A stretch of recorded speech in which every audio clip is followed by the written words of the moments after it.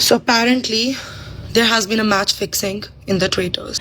Turns out the gut had a source. So it turns out that a gut feeling with no valid points could be foul play.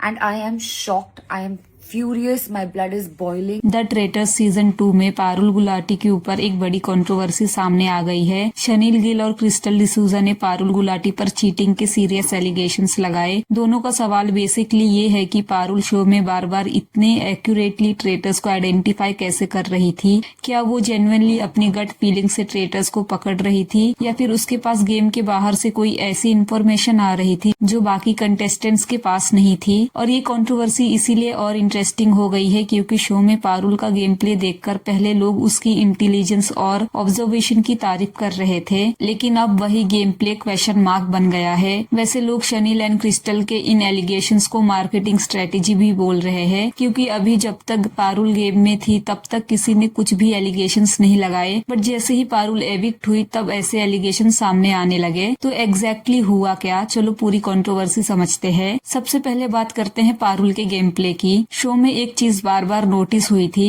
जब रात के murder के बाद सुबह contestants वापस game में आते थे, पारुल कई बार किसी एक कंटेस्टेंट का नाम लेकर उसको ट्रेटर सस्पेक्ट करना स्टार्ट कर देती थी। और इंटरेस्टिंग बात ये थी कि वो सिर्फ नाम नहीं लेती थी, वो उस नाम पर स्टिक करती थी। बाकी कंटेस्टेंट्स किसी को ट्रेटर बोलते थे तो वो उसके पीछे मल्टीपल रीजंस देते थे। किसी का बिहेवियर सस्पिशियस लगा, किसी ने किसी को अननेसेसरीली डिफेंड किया, किसी की बॉडी लैंग्वेज चेंज हुई, किसी ने वोटिंग के टाइम कुछ अजीब किया। लेकिन पारुल के केस में कई बार एक्सप्लेनेशन का मेन रीजन होता था मुझे गट फीलिंग आ रही है, यानी उसको अंदर से फील हो रहा था कि सामने वाला ट्रेटर है और फिर वो उस फीलिंग को लेकर काफी कॉन्फिडेंट हो जाती थी। सबसे बड़ा एग्जाम्पल है हरमन का। पारुल हरमन को लेकर इतनी कॉन्फिडेंट थी कि उसने एक पॉइंट पर लिटरली ये तक कह दिया था कि अगर हरमन ट्रेटर नहीं निकला तो वो अपना बिजनेस बंद कर देगी। अब ये कोई छोटी स्टेटमेंट नहीं है। सोचो, पारुल किसी कंटेस्टेंट को ट्रेटर बोल रही है लेकिन उनके पास कोई ऐसा सॉलिड प्रूफ नहीं है जो वो क्लियरली एक्सप्लेन कर सके, फिर भी कॉन्फिडेंस इतना हाई है कि वो अपना बिजनेस बंद करने तक की बात कर रही है। और जब उसे रीजन एक्सप्लेन करना होता था तो अगेन वही चीज सामने आती थी, गट फीलिंग। और जब हरमन इवेंचुअली ट्रेटर निकला तो ऑब्वियसली पारुल का कॉन्फिडेंस और बढ़ गया।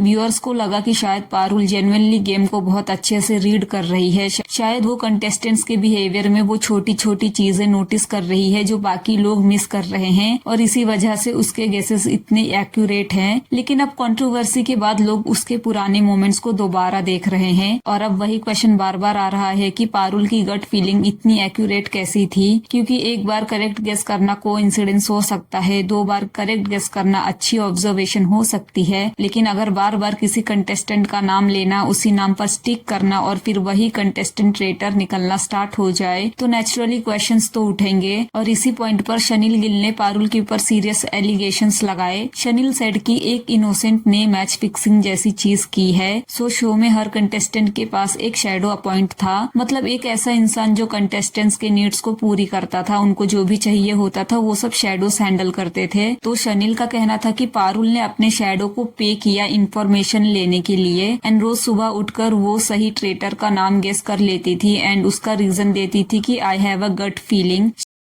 So apparently, there has been a match fixing in the traitors. Yes. Every contestant is assigned a shadow by production, a person who takes care of everything for you. दिन से रात जो भी चाहिए वो आपको लाके देते हैं.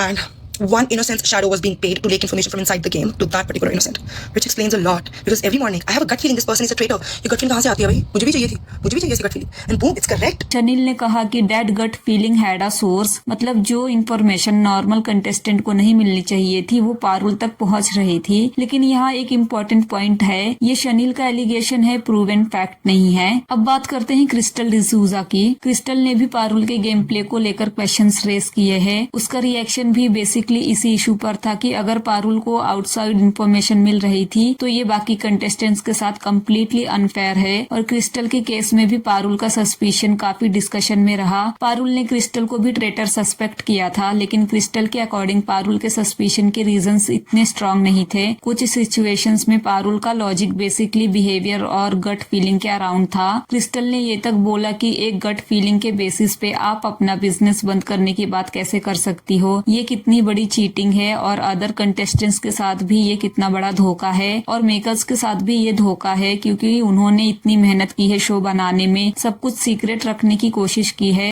So it turns out that a gut feeling with no valid points could be foul play. And I am shocked, I am furious, my blood is boiling. जो makers है वो ये show इतने प्यार से बनाते हैं, इतने integrity से बनाते हैं, वो इतनी चीजें इतना secret रखते हैं, and then to find out that a shadow and a contestant were discussing who the traitor is, और मैं समझ ही नहीं पा रही हूँ कि gut feeling पे आप अपना business, आप अपनी life, सब कुछ दाव पे डालने के लिए ready हो on a gut feeling. ये मुझे कभी समझ नहीं आया और अब जाके समझ में आ रहा है. So I'm just shocked and very disheartened and very disappointed. Crystal की वीडियो के नीचे भी शनील ने कमेंट किया था कि unfair to the contestants, unfair to the makers. और फिर रिदा भी एक वीडियो डालती है जिसमें वो भी बेसिकली पारुल के ऊपर एलिगेशंस लगाती है कि that was not a gut feeling, that was a cheater feeling.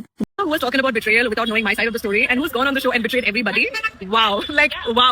I am shook because I had to collect points, shut my mouth from day one to catch a traitor. We have someone who selects information first hand and then comes up by saying, I have a gut feeling. I have a gut feeling. No, that is cheater feeling. That's not gut feeling. रिश ने भी अपने broadcast channel पे डाला कि it's not a PR stunt guys. मतलब he said कि जो भी शनील एंड क्रिस्टल ने पारुल के ऊपर एलिगेशंस लगाए हैं वो PR स्टंट नहीं है। एंड उसने ये भी लिखा कि it's real because that innocent never had any valid points. So ये सब के बाद पारुल भी एक पोस्ट डालती है जिसमें she wrote the circle of शक all over and guess what, I am innocent again. So basically she is trying to say that she is innocent. और इसी वजह से अब व्यूअर्स भी डिवाइड हो गए हैं। एक साइड के लोग कह रहे हैं कि पारुल जेन्युइनली शार्प प्लेयर थी, हो सकता है उसकी ऑब्जर्वेशन और इंस्टिंक्ट्स दूसरे कंटेस्टेंट से बेटर हो सकता है वो बॉडी लैंग्वेज और बिहेवियर को बहुत क्लोजली ऑब्जर्व करती हो। लेकिन दूसरी साइड के लोग कह रहे हैं कि उसके गेसेस तो एक्यूरेट थे, स्पेशली जब पारुल किसी का नाम लेकर इतनी कॉन्फिडेंट होती थी और फिर उसी नाम पर स्टिक करती थी। सो